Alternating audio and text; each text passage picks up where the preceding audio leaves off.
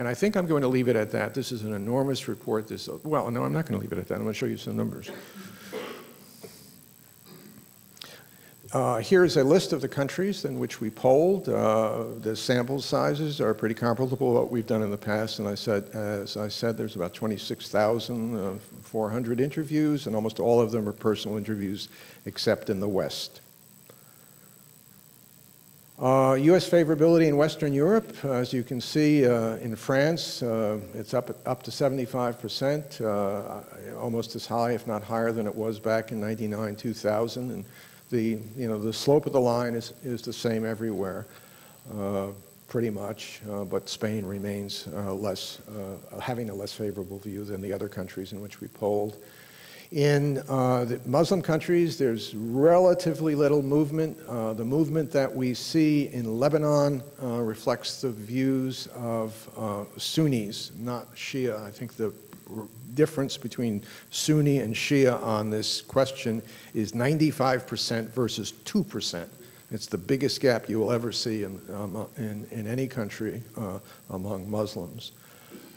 In other countries, there's a great rise in Indonesia from 62% to 37%.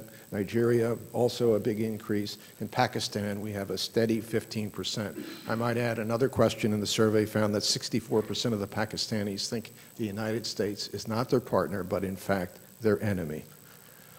Other countries, modest increases in much of Asia, but the opinions were relatively positive in Asia. They didn't take the dip about the United States, didn't take the dip that they had taken in Western Europe, 70 to 78 in South Korea, 41 to 47 in China.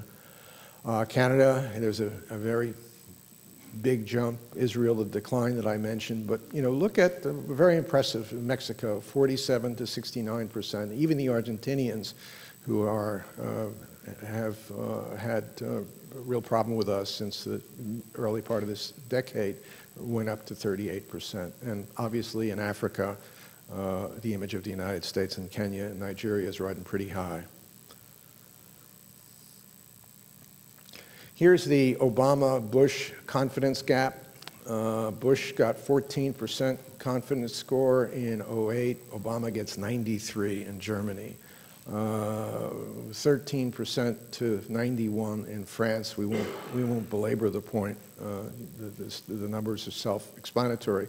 There are smaller gaps, however, in Eastern Europe and Poland and Russia, 41 to 62%, 22 to 37%. The Russians aren't exactly head over heels in love with Obama the way Europeans are. In Muslim countries, there's a noticeable difference between perceptions of Obama and perceptions of Bush, but in relative terms, the numbers are still low. Look down at the bottom, 13 to 37 to 7 versus 13 in Pakistan.